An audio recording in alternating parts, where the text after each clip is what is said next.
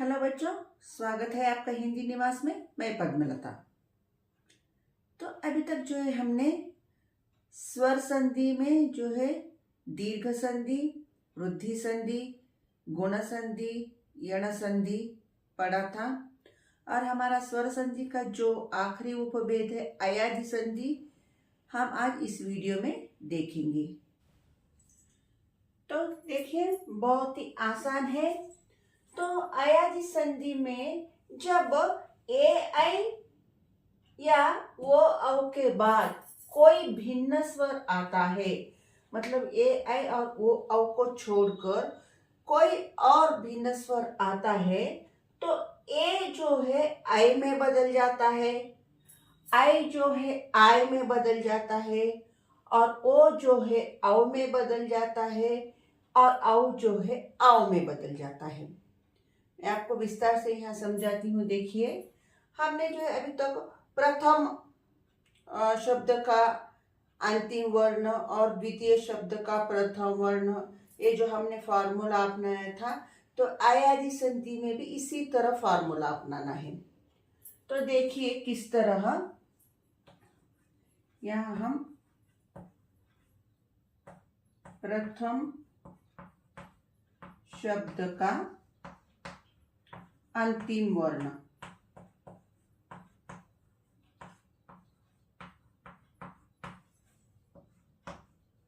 और द्वितीय शब्द का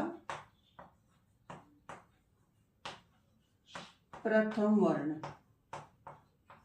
तो क्या बताया था मैंने, ए आई या ओ औ के बाद ए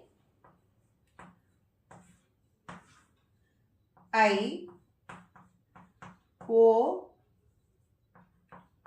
और औ,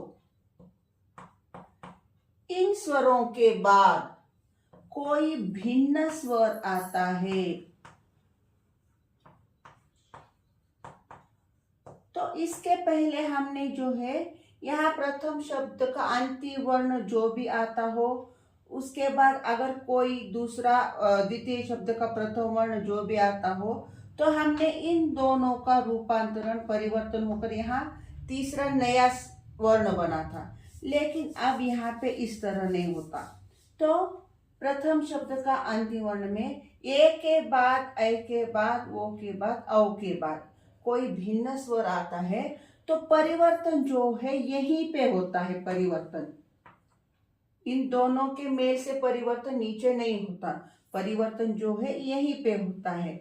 तो किस तरह होता है, तो एक जो है किस में बदल जाता है, ऐ हलंत वाला, और आई जो है आई में बदल जाता है,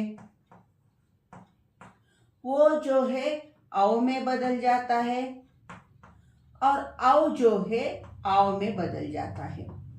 तो परिवर्तन यहीं पे होता है, और भिन्न स्वर जो है ज्यों का त्यों वही रहता है। तो अगर आपको एग्जाम्पल दूंगी और ज्यादा समझ आएगा, तो देख लीजिएगा।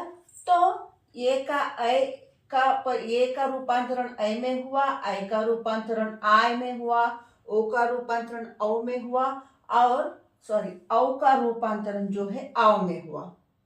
परिवर्तन यहाँ प्रथम शब्द के अंतिम वर्ण में ही होता है, और भिन्न स्वर जो है ज्यों का त्यों लिखा जाता है। तो एक एग्जाम्पल देती हूँ, आपको अच्छी तरह समझ आएगा। तो देखिए एग्जाम्पल यहाँ पे।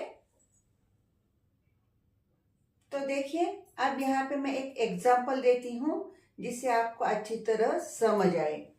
तो मैंने यहाँ पे एक उदाहरण दी है, शे प्लस अन। तो अब हम इसकी संधि बनाएंगे। तो हमारा जो फॉर्मूला था प्रथम शब्द का अंतिम वर्ण, शे में जो है अंतिम वर्ण है ए, उसी तरह प्रथम शब्द का द्वितीय शब्द का प्रथम वर्ण यानी अ। अभी परिवर्तन जो है इन दोनों के मेल से नहीं होगा। यहाँ पे अयादि संधि में जो है परिवर्तन जो है प्रथम शब्द के अंतिम वर्ण में ही होता है, माने ये। तो ए का परिवर्तन किस में हुआ, ऐ में हुआ, भिन्न स्वर मतलब दूसरे शब्द का द्वितीय शब्द का जो प्रथम वर्ण है वो उसी तरह जो का त्यों आएगा। जब हमने शे में से ए अलग कर दिया तो बचा हमारा श, और जब हम द्वितीय शब्द में प्रथम वर्ण अलग किया बचा हुआ टुकड़ा है न। तो अभी जो है हम इन सबको जोड़कर संधि बनाते हैं। जब हमने इस हलंत वाले श के साथ अ जोड़ दिया तो बना श, और इस हलंत वाले य के साथ जब हमने अ जोड़ा बना य, और ये बचा हुआ टुकड़ा न। तो शे प्लस अन की संधि बनी इस तरह शयन। समझ आया? तो देखिए हम दूसरा भी ऐ के साथ भी एक एग्जाम्पल लेकर इसी तरह बनाते हैं तो और आपको आसानी से समझ आएगा। तो शयन पता चला किस तरह बना। प्रथम शब्द का अंतिम वर्ण यानी शे का जो अंतिम वर्ण है ए, और द्वितीय शब्द का प्रथम वर्ण यानी अ। अभी परिवर्तन जो है प्रथम शब्द के अंतिम वर्ण में ही परिवर्तन होता है आयाजी संधि में। तो ए का परिवर्तन किसमें हुआ? अय में हुआ।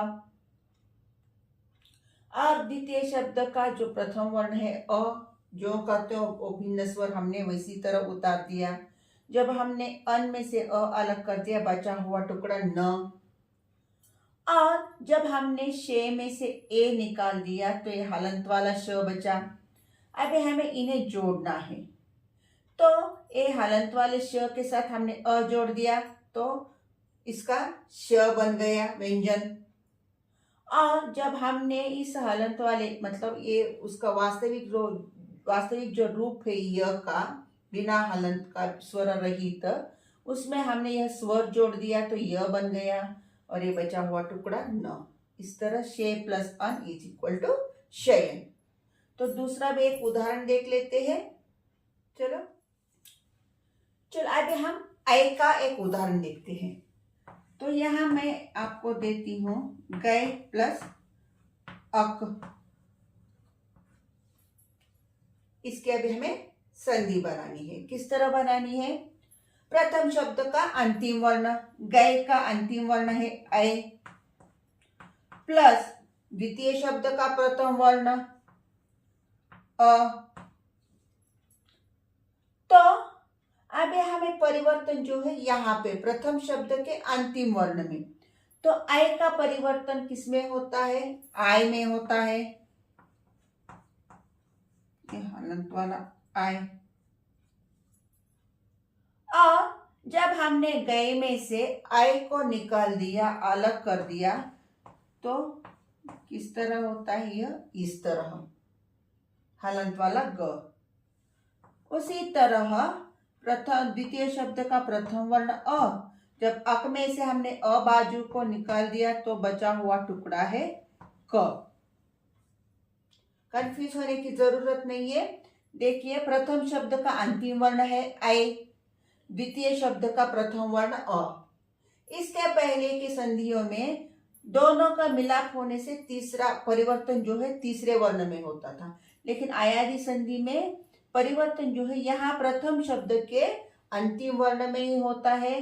तो आय का परिवर्तित रूप है आय। तो आय जब आय के गए में से आय हमने अलग कर दिया तो ये हलंत वाला ग बचा।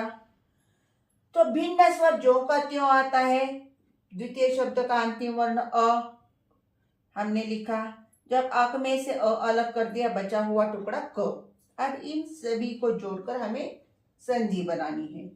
तो जब हमने इस आ को इस हलंत वाले ग से जोड़ दिया तो गा। जब हलंत वाले य से अ को जोड़ा य, अरे बचा हुआ टुकड़ा क, गायक। गए प्लस अक गायक, है ना? बहुत आसान है। तो चलो अब ओ की भी प्रैक्टिस कर लेते हैं। तो बच्चों समझ आ रहा है ना? तो इसी तरह आपको जो है प्रैक्टिस करनी है शब्दों की, ताकि आप आसानी से संधि बना सको। तो ओ से भी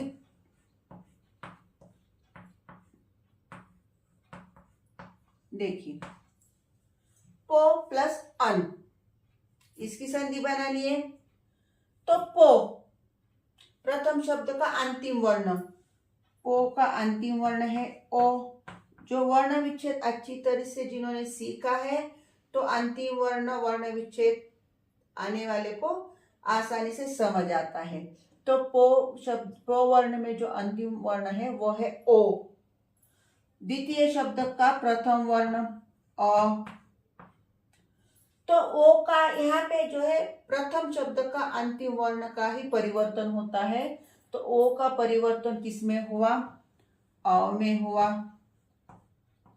जब हम पो में से ओ को अलग कर दिया हमने तो बचा हलंत वाला प।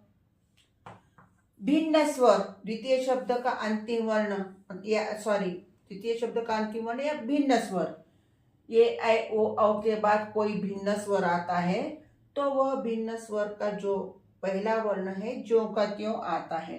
तो यहाँ अन में वर्ण है अ। जब अन में से अ निकाल दिया बचा हुआ है टुकड़ा न। अभी हमें इन्हें जोड़ना है ताकि संधि बन सके। तो जब इस अ को हमने इस हलंत वाले प के साथ जोड़ दिया तो यह प व्यंजन बना। जब इस अ को हमने इस हलंत वाले वो से जोड़ दिया वो व्यंजन बना और ये बचा हुआ टुकड़ा न। पो प्लस अन इज इक्वल टू पवन, है ना? बहुत आसान है।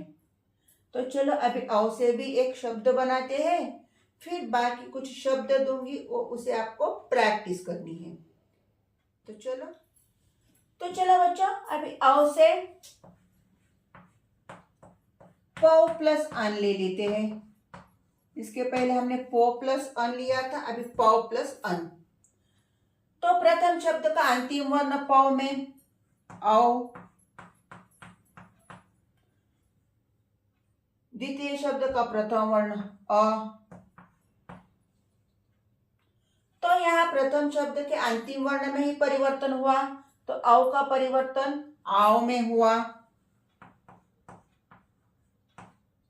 जब हम पौ में से औ निकाल देते हैं तो बचा हलंत वाला प। तो द्वितीय शब्द का अंतिम वर्ण भिन्न स्वर, द्वितीय शब्द का प्रथम वर्ण अ, जो का त्यों हमने उतार दिया। जब अन में से हमने अ अलग कर दिया तो बचा न। समझ आया?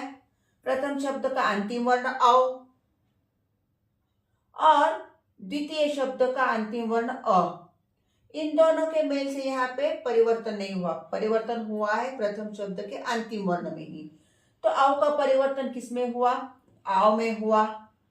भिन्न स्वर जो का त्यों, तो अन में स्वर है अ और जब हमने अन में से अ निकाल दिया बचा हुआ टुकड़ा है न। अब चलो इनका संधि बनाते हैं। जब हमने हलंत वाले प को अ जोड़ते हैं तो बना पा।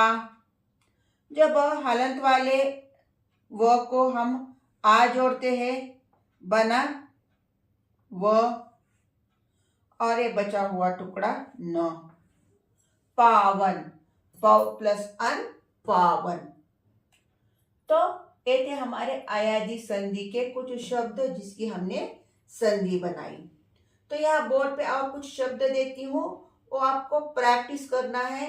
अगर संधि बनाते समय कोई डाउट आता है तो आपको कमेंट बॉक्स में जरूर आपका डाउट पूछना है। तो चलो कुछ शब्द यहाँ लिख लेती हूँ और लिखने के बाद हम यहाँ इस वीडियो को एंड कर देंगे। तो देखिए बच्चों, यहाँ पे मैंने कुछ शब्द दिए हैं। नए प्लस अन, भो प्लस अन, पौ प्लस अक, चे प्लस अन, गए प्लस अक। तो इन शब्दों की जो है आपको संधि बनानी है। जिस तरह अभी हमने यहाँ प्रैक्टिस किया था स्टेप वाइज, उसी तरह संधि बनाकर इसके आंसर्स आपको फाइंड आउट करने हैं। अगर कोई भी आपको डाउट हो तो कमेंट बॉक्स में जरूर आपके डाउट आप पूछ सकते हो, मैं तुरंत क्लैरिफाई कर दूंगी। तो इस अयादी संधि के साथ ही हमारा स्वर संधि का जो टॉपिक है वह खत्म होता है। तो हमने संधि के जो प्रकार देखे थे उसमें स्वर संधि, व्यंजन संधि और अयादी संधि। तो स्वर संधि हमारा खत्म हुआ टॉपिक यहाँ पे। तो नेक्स्ट वीडियो में जो है हम व्यंजन संधि किस तरह करते हैं वह देखेंगे। तो अगले वीडियो में मिलते हैं, तब तक के लिए धन्यवाद।